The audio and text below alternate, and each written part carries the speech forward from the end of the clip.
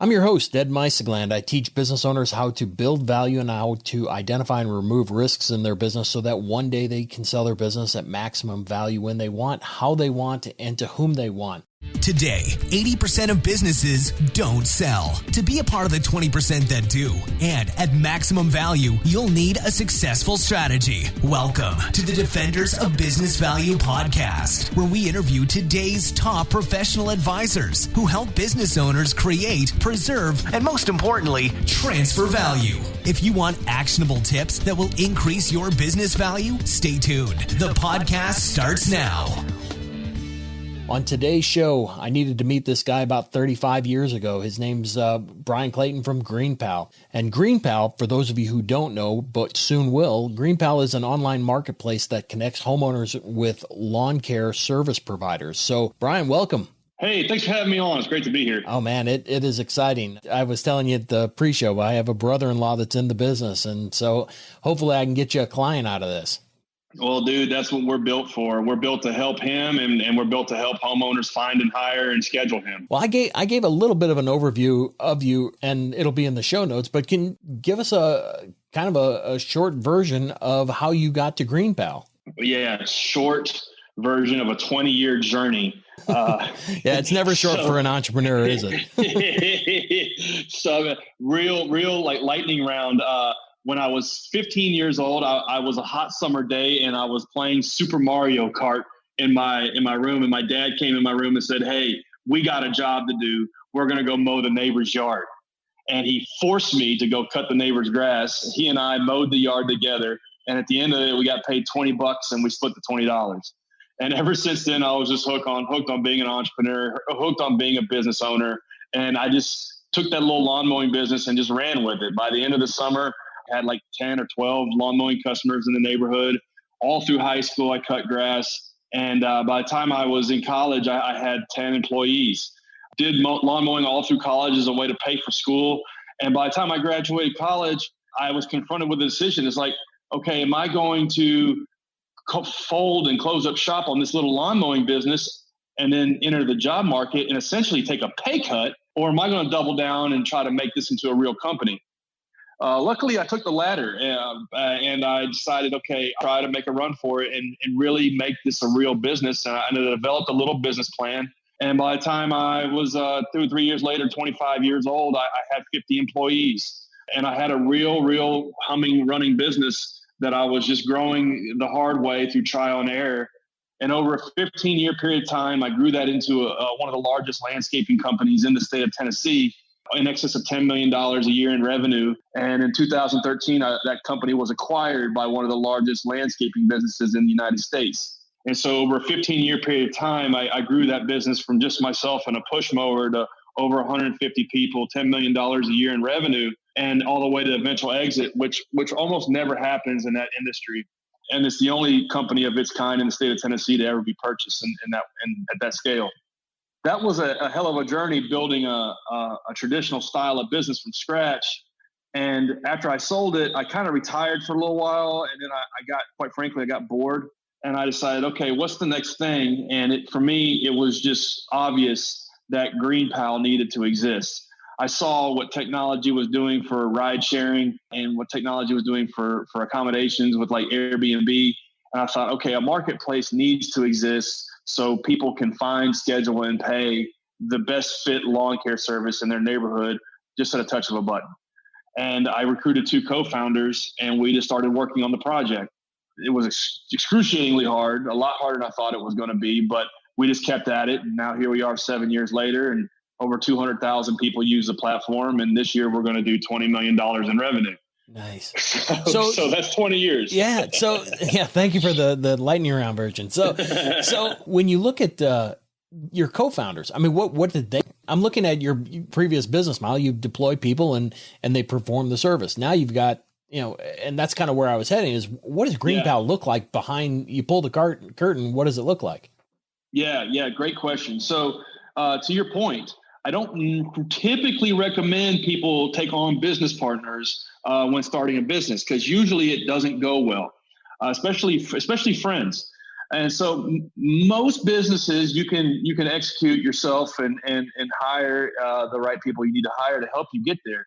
However, when it comes to a tech startup, you're not just executing a known business. You're literally inventing something new.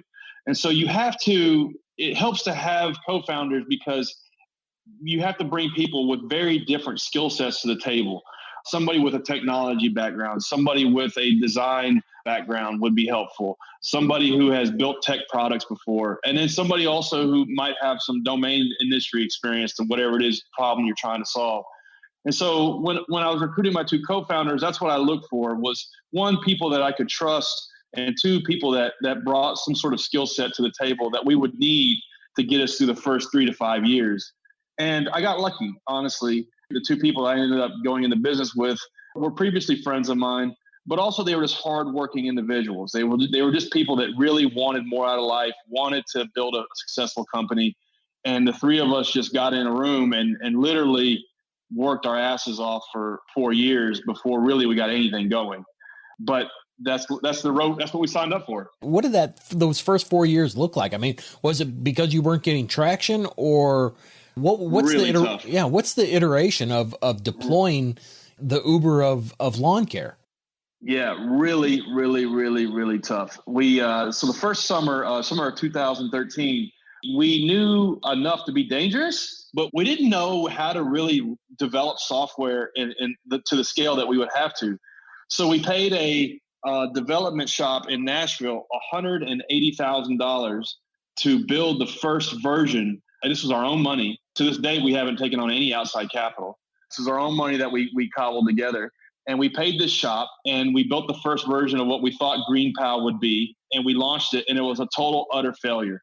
I mean, I think less than 12 people even tried it. And we thought, okay, what do we do? Do like the software is hard to use. It's not doing what the vision is. We don't really know how to fix it. What do we do? Well, we thought, okay, well, first, let's even validate this is a good idea.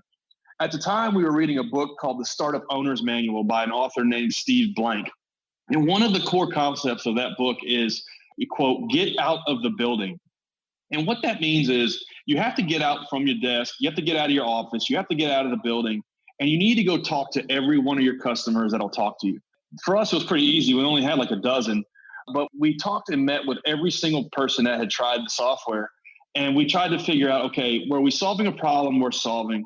Where did we delight you as a user? Where did we let you down? What do you wish the software would do? And we tried to glean from that, were we on the right track? Were we actually solving a real problem or just a problem that we thought existed?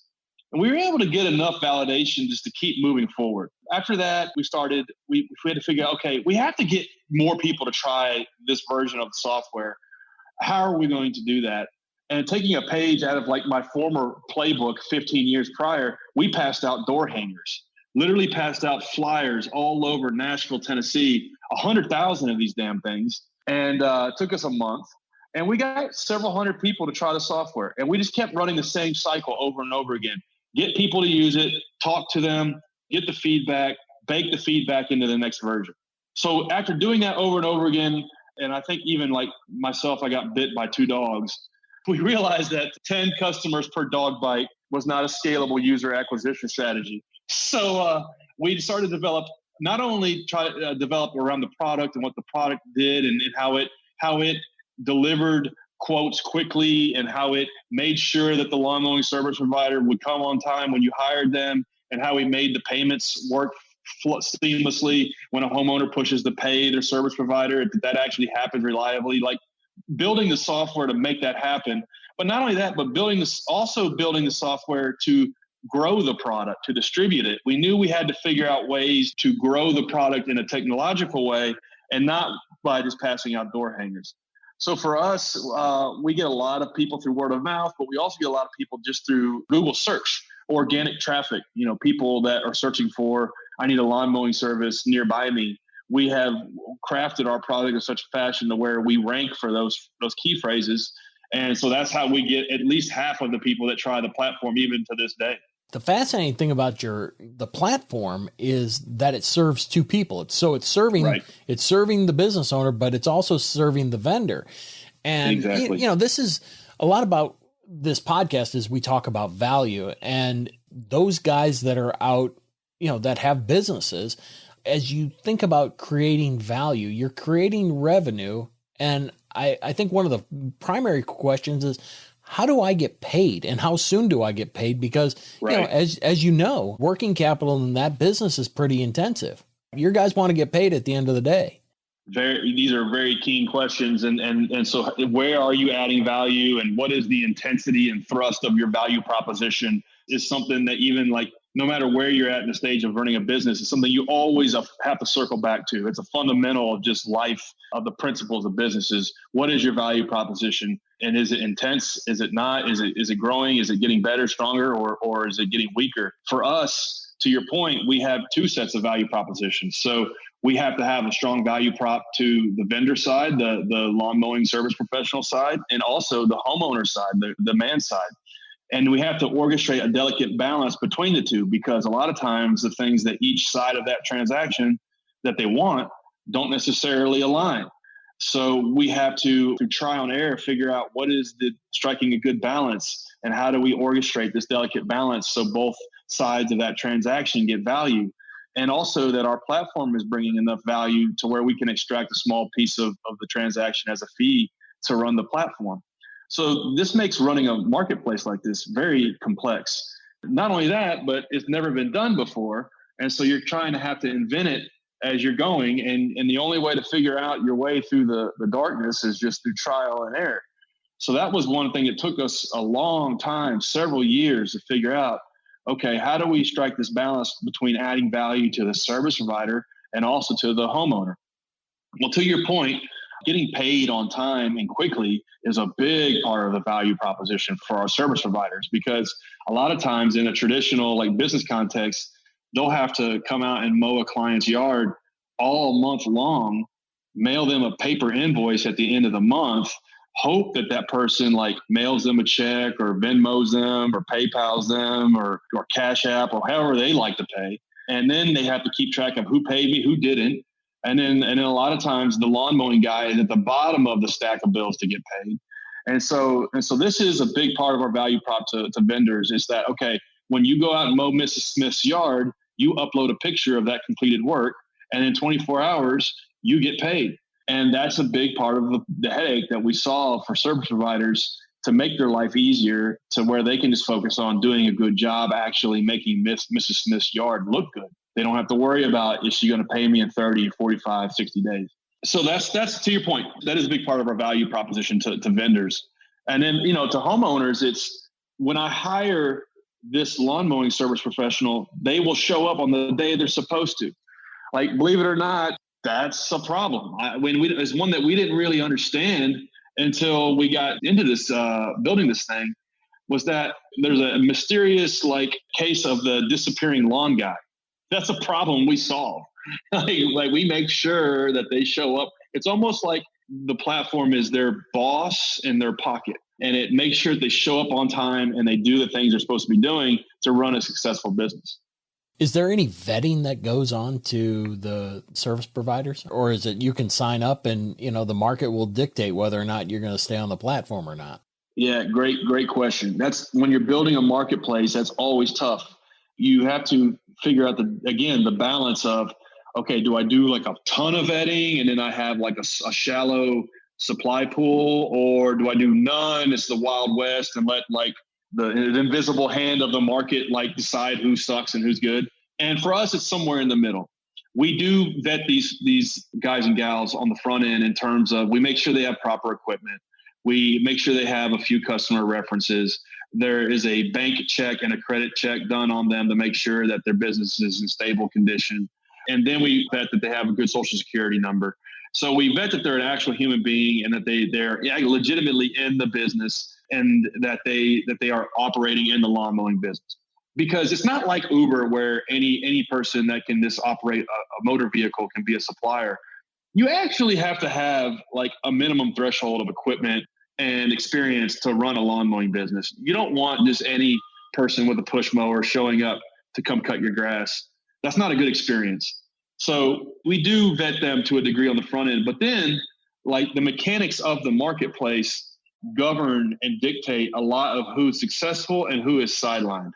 So things like, do you show up on the day you're supposed to? What is we have a thing called a reliability rating, which is we score them, service providers, based on how often they show up on the day they're supposed to. And it's just a percentage. They show up 78% of the time. And then that is something that informs homeowners on, okay, I really need it done tomorrow for my dinner party. This vendor shows up 63% of the time, but this one shows up 98% of the time. I'm going to hire them. It's pulling in like the activity in the platform and measuring that and benchmarking it to govern, okay, these are the guys and gals that we promote, and these are the ones we sideline. I got it.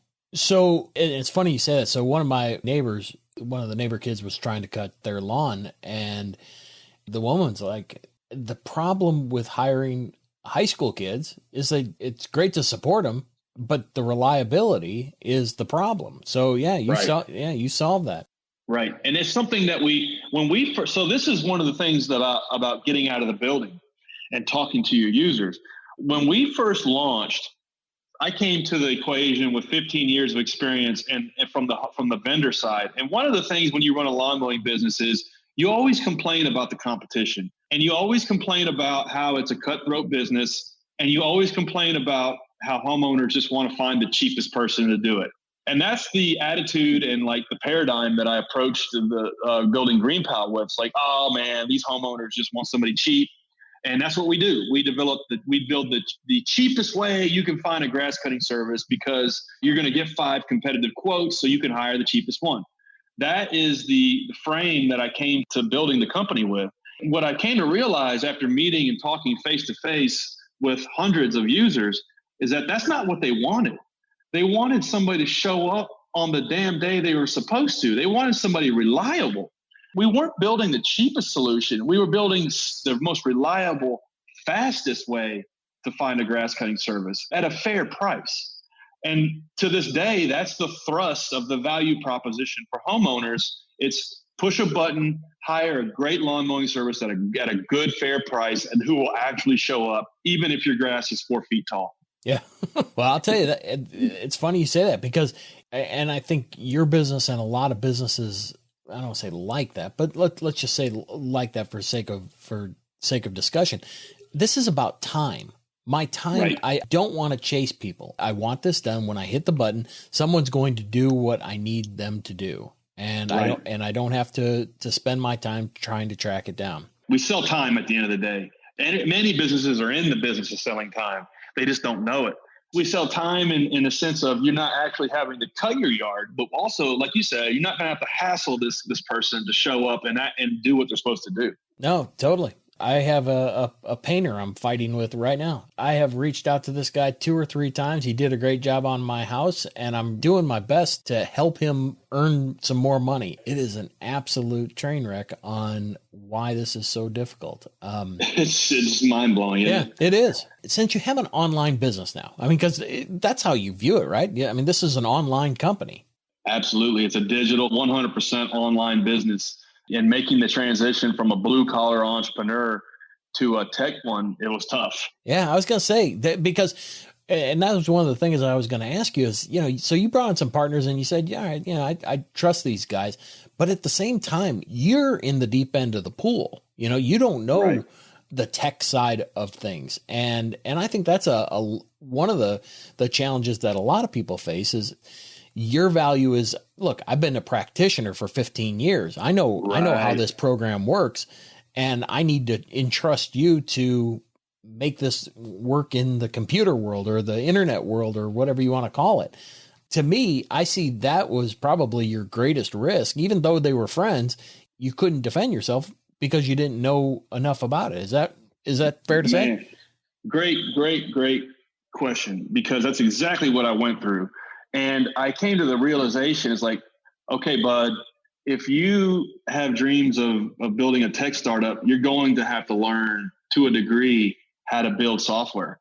And I was just so resistant to it because that's not the way my brain is wired. But when you're delegating something, you have to be able to delegate it from a position of stewardship, not one of abdication. So what I mean by that is abdication is like ooh, I don't want to do this. I don't know how to do it. It sucks. It's hard. You handle it. It's not a good position to delegate anything from. But if you can delegate it from a standpoint of stewardship, it's like, hey, I've been doing this for the last 6 months or a year.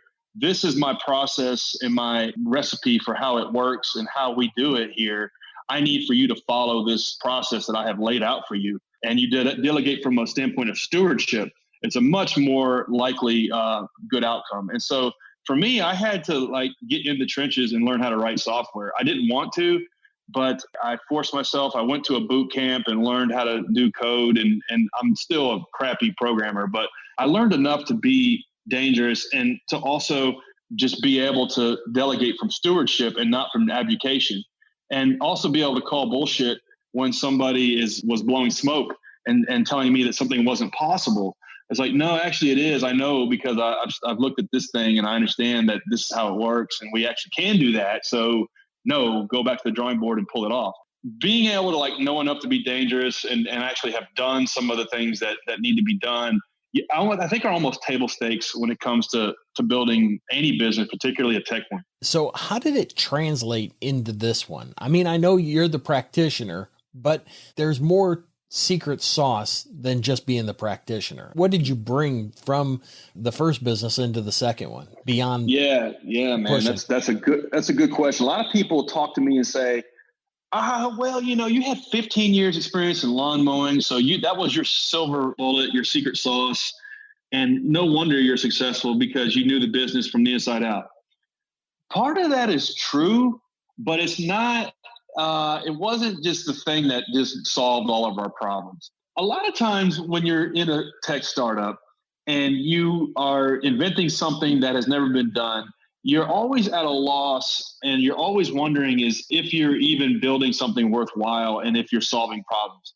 That was never really a problem for us because I did spend 15 years in the industry. I did see firsthand how difficult it was for a small service provider to run their business, and also how difficult it was for just a homeowner wanting a basic lawn mowing every week or every 2 weeks to find and hire them.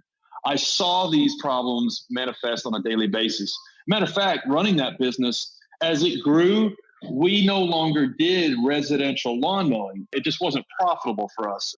As the business grew, we attacked more of the commercial sector. We would do apartment complexes, office parks, malls, hospitals, things of that sort, big $100,000, $1 million contracts. And so a homeowner calling our office and saying, hey, I need you to come cut my grass Thursday for $35 Right. really just wasn't something we could mobilize our machine to go do and make a profit on. And so what we would do is one of the values that we ran that business by was to always be helpful, no matter what.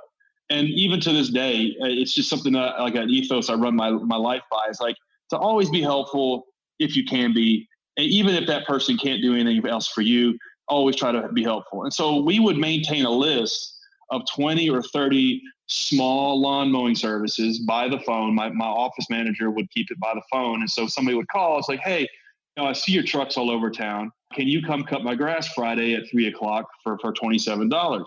And we would say, well, no, we're not a good fit for that. Thank you for calling us, but we actually don't offer that service. But here are 5 names and numbers for smaller providers that do.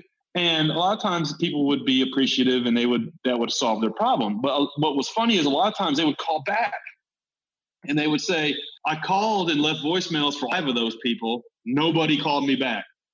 And so it's like, then you get into this thing of like, no good deed goes unpunished. And we would deal with this phenomenon all the damn time of trying to be helpful, but like even they would like dial for dollars and pull all of these people and still nobody would call them back. So I saw this happen all the time. And I just knew that, okay, these are problems that exist. I'm coming to the table with knowledge that software can solve some problems and make some of this stuff easier. That did help increase the odds of our success. However, on the flip side of the coin is I didn't know how to build software. I had never tried anything like this before. I didn't know how to build a marketplace. I didn't know how to distribute this sort of thing. So all of those things took a long, long ramp to learn and figure out how to do. So what could you have done to accelerate that? Or are you glad that that you didn't, because being able to go slow and deliver it was a heck of a lot better than the rapid fire mistakes in building it that way? Good questions to ask. So what could have helped it go faster? Honestly, trying and failing on something like this 3 times. If you have built software before and tried to go swing for the fences before and just like crash into the ground over a 2 or 3 year arc, right, you have knowledge that will help you do it better the second time. And matter of fact, we read in the Wall Street Journal or Bloomberg or like in the tech press, like so-and-so company raises $100 million or so-and-so tech startup just sold for $500 million. And you're like, holy crap, that company's only 4 years old. How did they do that? Well, a lot of times we don't realize is like that founder, that startup team is like on their second or third try. They have crashed and burned 2 or 3 times before this one. That is something that could have saved my team and I years. Had we attempted to do something of this sort and failed, we probably could have shaved 2 or 3 years off of the process. But I don't know that there's a way to short circuit it. So you have first mover's advantage. You're the first guy and everybody's gunning for you. How do you stay out in front? It's one of those things like you watch the battle as it unfolded, like the Uber and Lyft battle, right? Like those 2 companies just threw billions of dollars at this thing. And what was amazing, one time I read that one of Uber competitive advantages was a cost of capital competitive advantage. And what that meant was that they could raise money cheaper than Lyft was. Therefore, they could beat Lyft. I'm like, golly, man. Like that's how intricate these fights become. It's like that's their competitive advantage. They can raise money cheaper. For us, isn't it insane? Like for us, yeah, there was and still is a competitive aspect to building this marketplace and becoming like the Uber for lawn mowing, to build the button that you push to get your grass cut. There's 2 or 3 other startups that are similarly oriented to us. But the reality is all of our competition is just the status quo. It's people that don't think to go to Google or go to a digital means to download an app to get this done. They're still conditioned to thinking they have to call 20 people and leave 20 voicemails and meet somebody out in their front yard and haggle over the price and then get it done and then mail them a check or leave cash under the doormat or Venmo them, and then who pays the Venmo fee and all of this crap. People are still conditioned to doing it that way. And so that is still the competition for us is like that status quo, of conditioning the masses to do it the easy way. And until like GreenPal is in like the lexicon of the English language, and when you say I'll meet you there, I'll Uber there, until somebody says like, oh, let me get a GreenPal to get the grass cut, we're not going to be done. Yeah, I get it. So I've done a fair amount of work in the landscape industry as far as just helping price position and subsequently sell companies like that. A lot of people, it seems these days, are looking for bolt-on acquisitions. That not necessarily for you, but I'm curious to know whether or not you think about, the peripheral services, the topical stuff, the fertilizing. We're seeing people with the dog waste picking that up as part of, right, an all-in-one service. As you look at your business, I mean, do you think about that, or is it more like, I'm going to do what we're great at and I'm not going to diversify? Because I imagine that's a real hard question to answer for you. Yeah, for any business. It's a tough balance, because I don't think there's not like one simple answer, go wide or go deep. I think it depends on what your strategy is and what your focus is. For us, because we're self-funded, we're bootstrapped, we're like constrained to focus on being the best in the world at one thing.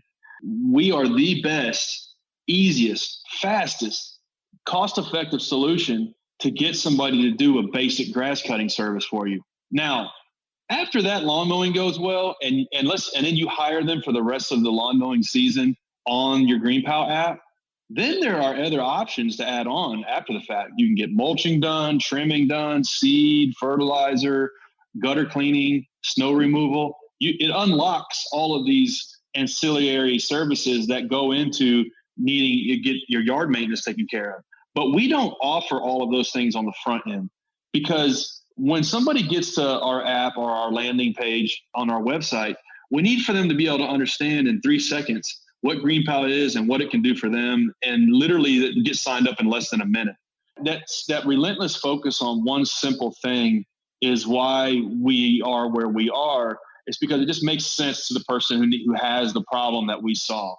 And, you look at big companies that are at scale, like people in the travel space, like Expedia or TripAdvisor. Like, you can get on those websites and do a million different things, or Airbnb, or even like a Home Advisor or something. But you look at those businesses are multi-billion dollar companies that are at scale. As a startup, you have to focus on one use case, one thing, and literally do it better than anybody else in the world. And that's a strategy that works for us. The going deep strategy on one problem and just doing it better is what our strategy is. So is GreenPal a grow and hold forever, or is it a build to sell kind of situation that, I'm going to build it to 100 million, 200 million, and then I'll think about it? Great question. We're in year 6 or 7 right now. It just depends on when you started the clock. So for us, we're profitable. We're making money. We invest the profits back into the business to grow it.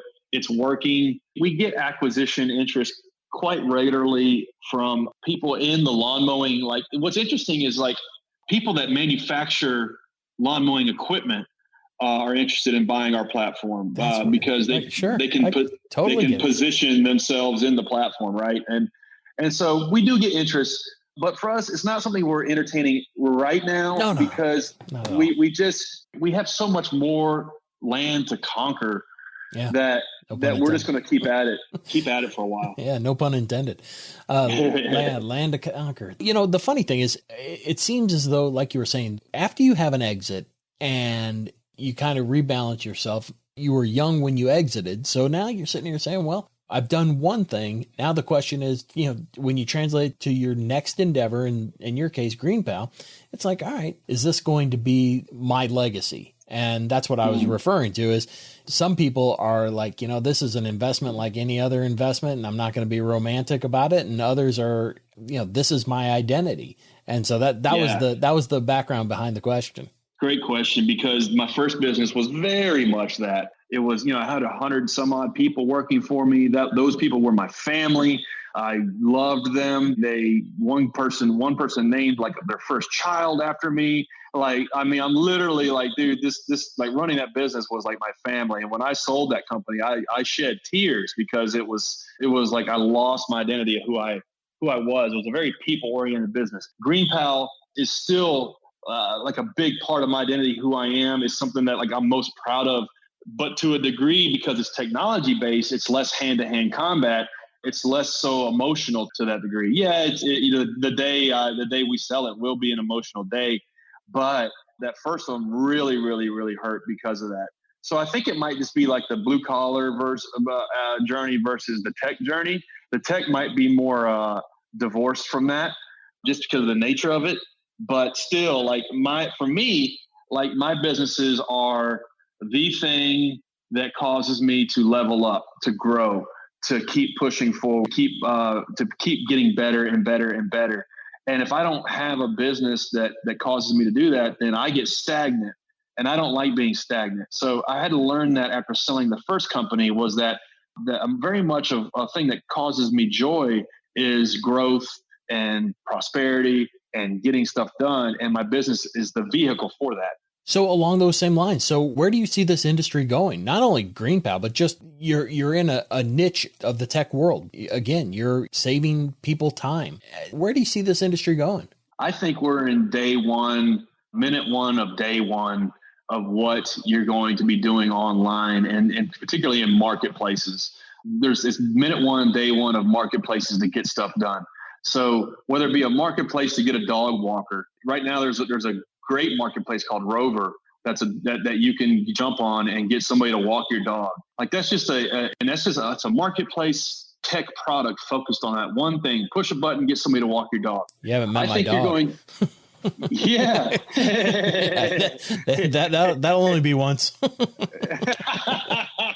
I think we're going to start seeing way more of these traditional analog business transactions, particularly when it comes to services, get ported online and get done in a more efficient manner.